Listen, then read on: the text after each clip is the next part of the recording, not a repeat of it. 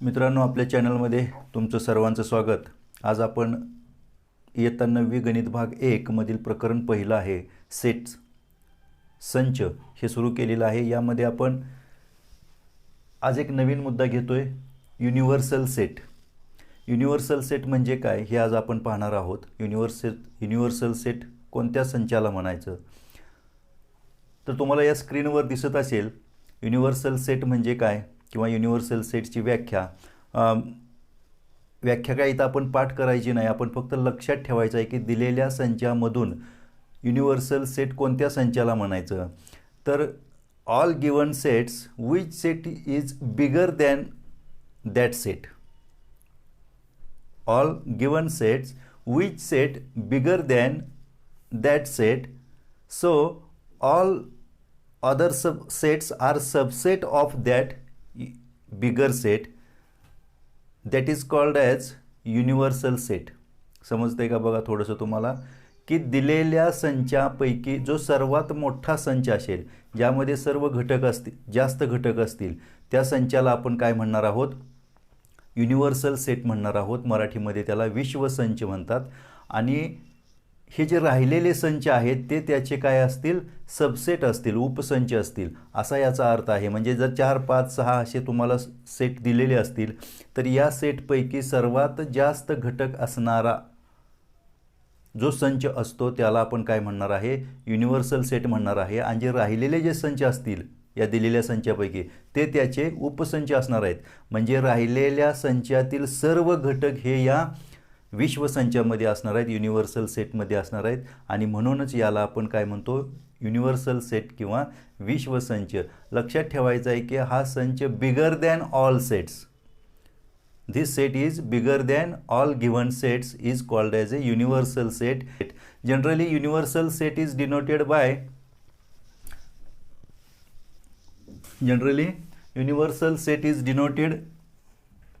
by this symbol, this is the capital U असं आपण समजायला काय अडचण नाही। युनिव्हर्सल,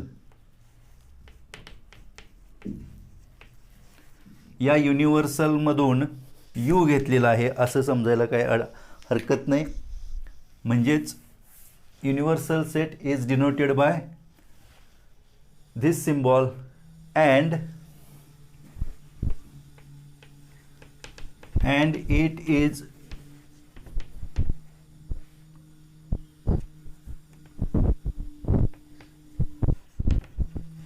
represented by in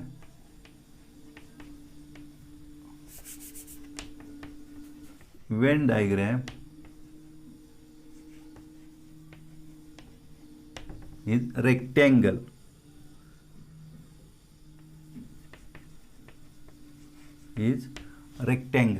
म्हणजे याचा अर्थ असा आहे की युनिव्हर्सल सेट हा या चिन्हाने दाखवतात। आणि जर आपल्याला वेन डायग्राम मध्ये दाखवायचा असेल तर तो काय करू शकतो, आपण हा रेक्टँगल मध्ये दाखवतो आणि त्याच्यामध्ये इतर सेट दाखवतो। म्हणजे हा जो रेक्टँगल सेट आहे त्याला आपण काय म्हणणार आहोत, युनिव्हर्सल सेट म्हणणार आहोत। आणि हे जे बाकीचे सेट आहेत ते त्याचे सबसेट असतील। फॉर एक्झाम्पल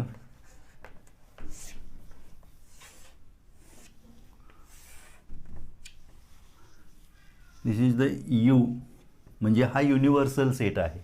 आणि हा काय आहे, all students in school, all students in your school म्हणजे शाळेतील सर्व विद्यार्थ्यांचा हा संच आहे। आणि इथं एक दिलेला आहे only 9th class students of 9th class. म्हणजे हा जो युनिव्हर्सल सेट आहे तो त्यामध्ये सर्व शाळेतील विद्यार्थी आहेत, स्कूलमधील सर्व स्टुडंट्स आहेत। आणि हा जो याच्यामध्ये आहे तो काय आहे, आपला 9वीचा वर्ग म्हणजेच 9वीच्या वर्गातील सर्व मुलांचा सेट। म्हणजे यामध्ये काय झाला तर यातले जे घटक आहेत elements of 9th class is already present in universal set, म्हणजे हे शाळेमध्येच सगळेजण आहेत, 9वीचा वर्ग हा शाळेमध्येच आहे. कोणतीही बंदिस्त आकृती तुम्ही या सेट दाखवण्यासाठी घेऊ शकता. पुढचा मुद्दा आहे कॉम्प्लिमेंट ऑफ सेट.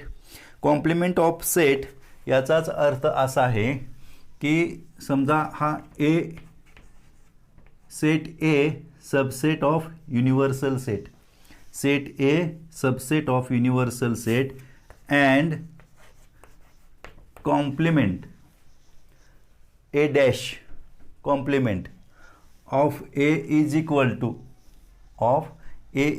टू आता हे आपण वेन डायग्रॅमच्या सहाय्यानं पाहायचं म्हटलं तर हा यू आहे, यामध्ये 1 2 3 5 9 8 असे आहेत. आणखीन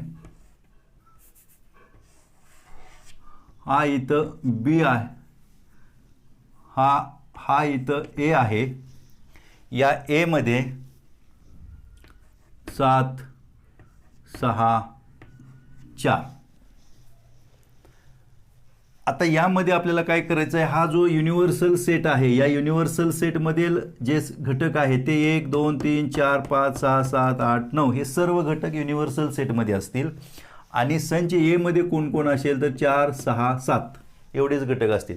आपल्याला काय विचारलं तर कॉम्प्लिमेंट पूरक संच, या एचा पूरक संच याची व्याख्या अशी आहे की युनिव्हर्सल सेटमध्ये आहेत पण यामध्ये नाहीत, एमध्ये नाहीत, ए मध्ये नसलेले परंतु युनिव्हर्सल सेटमध्ये असलेले घटक म्हणजे त्याला आपण काय म्हणणार आहे, त्या संचाला ए कॉम्प्लिमेंट. आणि ए कॉम्प्लिमेंट मग या आकृतीवरून जर आपण लिहायचं म्हटलं तर 1 2 3 5 8 आणखीन 9 असं ए कॉम्प्लिमेंट आपण लिहू शकतो. आता हा ए कॉम्प्लिमेंट जो आहे तो या विश्वसंचामध्येच आहे, लक्षात घ्या, या विश्वसंचामध्येच आहे. असा याला आपण काय म्हणणार आहे, ए कॉम्प्लिमेंट. हा जो ए कॉम्प्लिमेंट आहे याचा परत complement is equal to A complement म्हणजे काय आला, हा आला 1 2 3 5 8 9. आता याचा कॉम्प्लिमेंट म्हणजे यातले सोडून हे सोडून यू मध्ये असलेले कोण आहेत, 4 6 7 4 6 7 आणि 4 6 7 कोण आहेत तर 4 6 7 म्हणजे संच ए आहे. म्हणजेच ए कॉम्प्लिमेंटचा कॉम्प्लिमेंट इज इक्वल टू ए, हे असं आपल्याला काय करू शकतो, दाखवू शकतो आपण. म्हणजे कॉम्प्लिमेंटचा कॉम्प्लिमेंट असेल तर तोच संच येतो. म्हणजे तुम्हाला जर असं विचारलं बी कॉम्प्लिमेंटचा complement is equal to dash dash तर लगेच आपण डोळे झाकून काय करायचं, बीच लिहायचं आहे. सेट 1.3 मधील काही उदाहरणं पाहूया आपण. जो आता universal set and complement set हे जे 2 मुद्दे पाहिले यामध्ये काही 1-2 उदाहरणं आपण घेऊया. Practice set 1.3.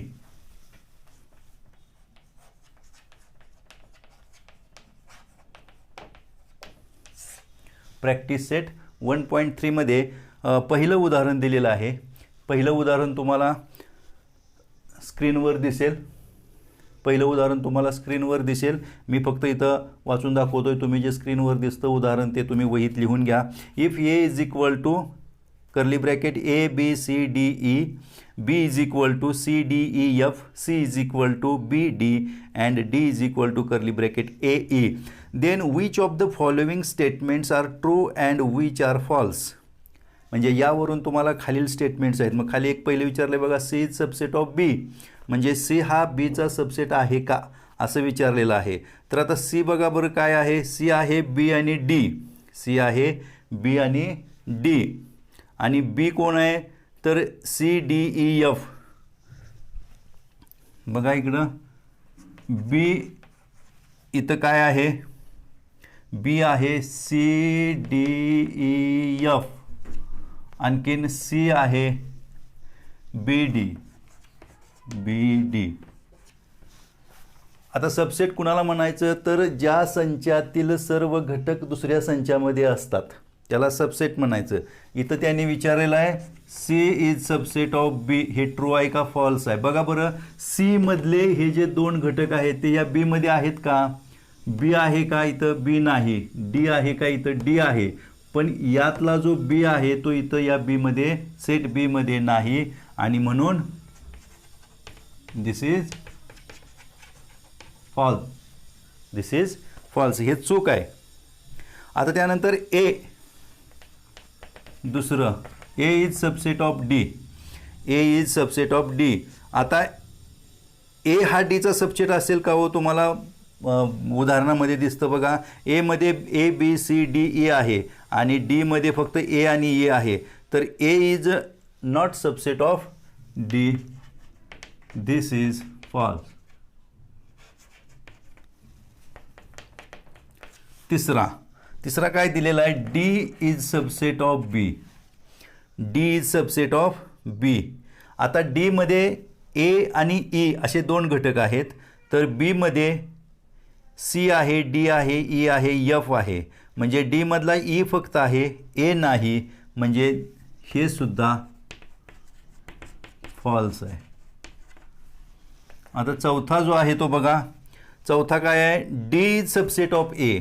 डी मध्ये ए आणि ई घटक आहेत आणि संच ए मध्ये A B C D E आहेत. म्हणजेच D is subset of B. This is true. This is true. त्यानंतर B is subset of A. B मध्ये सी डी ई एफ आहे. ए मध्ये A B C D E आहे. म्हणजे इथं F नाही. म्हणजे हा सुद्धा काय आहे? फॉल्स आहे. B is subset of A. False. हे फॉल्स आहे. त्यानंतर C is subset of C D E F. Sorry, C काय दिलेलं आहे बघा? B D. आणि ए दिलेला आहे A B C D E. म्हणजे this is true.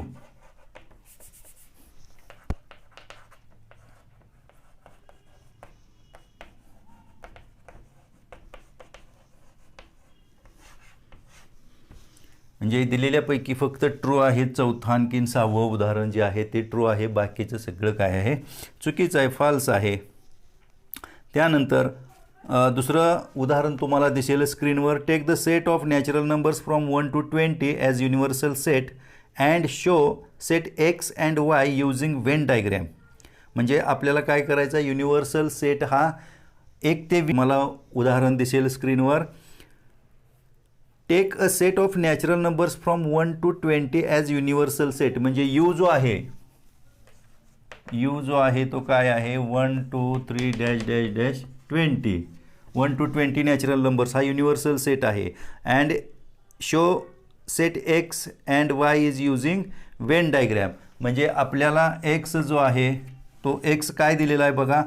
X such that x element of n and नैसर्गिक संख्या आहे एक्स, पण ती कशी आहे? 7 पेक्षा मोठी आणि 15 पेक्षा लहान आहे. म्हणजे this is given set is the rule method. आपल्याला या रूल मेथडचं रूपांतर लिस्टिंग मेथडमध्ये करावं लागेल. आणखीन वाय काय दिलेला आहे बघा? वाय सुद्धा आपल्याला रूल मेथडनुसार दिलेला आहे. म्हणजेच गुणधर्म पद्धतीने दिलेला आहे. Y such that Y element of n, y is prime number from 1 to 20. from 1 to 20. बघा हे दिलेलं असतं गुणधर्म पद्धतीने. एकदम सोपं आहे.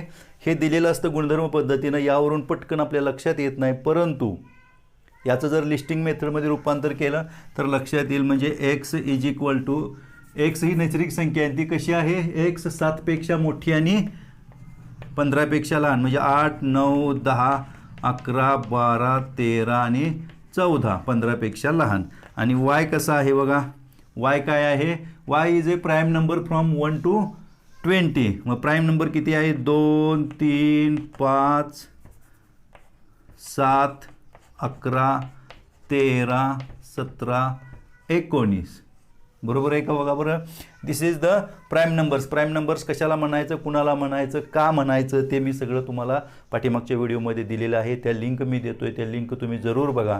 म्हणजे तुम्हाला ही कंटिन्युटी राहील. आता यानंतर आपल्याला हे काय करायचं आहे? सर्व वेन डायग्रॅमनुसार. आता वेन डायग्रॅममध्ये काय आहे सांगितलेला आहे नियम आपल्याला? विश्वसंच हा universal set is represented by rectangle. This is the you. You काय आहे 1 to 20 आणि यामध्ये एक्स काय आहे एक्स आहे 8 9 10 11 12 13 14 म्हणजे 11 13 हा वाय आहे हा वाय हा एक्स दोघांच्या मध्ये कॉमन कोण आहे बघा 11 आहे 11 आहे 13 आहे 13 आहे अजून कोण आहे का कॉमन कोण नाही म्हणजे इथं 11 आणखीन इथं 13 आता एक्स मध्ये कोण कोण आहेत 8 9 10 12 14 8 9 10 12 आणि 14 8 9 10 12 14 11 13 हा एक्स आता वाय काय काय राहिलं बघा 2 3 5 7 17 19 2 3 5 7 17 आणि 19 आता यामधून जे राहिलेले आहेत ह्या वायमध्ये असणार आहेत कारण काय हे सगळे वायमध्येच आहेत युनिव्हर्सल सेटमध्येच आहेत आता यामधून काय राहिला तर इथं एक राहिलेला आहे म्हणजे मी इथं एक लिहितो इथं 2 आहे 3 आहे 4 आहे का नाही इथं मी 4 लिहितो 5 आहे का यामध्ये 5 आहे 6 आहे का नाही इथं 6 7 आहे 8 आहे 9 आहे 10 11 12 13 14 15 आहे का इथं नाही इथं 15 लिहितो 16 आहे का नाही 16 17 आहे 18 आहे का यामध्ये नाही 18 19 आहे संपला विषय आणखीन एक शेवटचा 20 अशा पद्धतीनं तुम्हाला लिहिता आले पाहिजे कारण का हे जे दोन सेट आहेत this set is the subset of universal set so we represent this set by circle and universal set is represented by rectangle म्हणजे पहिल्यांदा तुम्ही रेक्टँगल काढून घ्यायचं आणि त्यामध्ये हे दोन संच दाखवायचे आहेत हे दोन संच दाखवत असताना या दोघांच्या मध्ये कॉमन कोण आहेत तर ते परत कॉमन लिहिले पाहिजेत आणि राहिलेले संच त्या संचामध्ये लिहून त्यातून जे राहिलेले आहेत ते विश्वसंचामध्ये बाहेरच्या बाजूला लिहिले पाहिजेत तुम्ही जर या विश्वसंचाचा विचार केला